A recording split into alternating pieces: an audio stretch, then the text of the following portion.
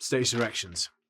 What do you do with them? Well, the first thing I think we definitely should do is actually read them, because that will help you understand the scene and the situation a lot better. The second thing is play fast and loose with some of those stage directions.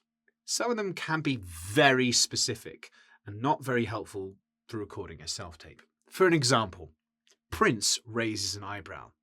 What if you can't raise an eyebrow? Do whatever your version is of raising an eyebrow. That's probably the best thing that you can do in that situation. Another example is Niall nods, then sits down. I don't think sitting into a self-tape is very helpful for you putting your best foot forwards. Start with you. Start so they can see you first and not a blank screen or your crotch, especially for leaving as well. Start and end with you. Another example was the other day I had a wonderful actor come in. In the scene, it said wolf whistle. Now, like most people, she couldn't wolf whistle. So she clicked her fingers instead.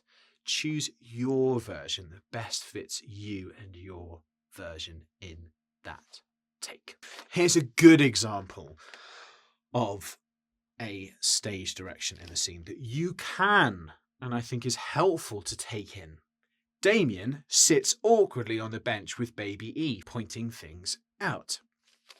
That's a really good example of not being too specific and you owning what it means to sit awkwardly on the bench. Also, you're already in the scene doing that thing.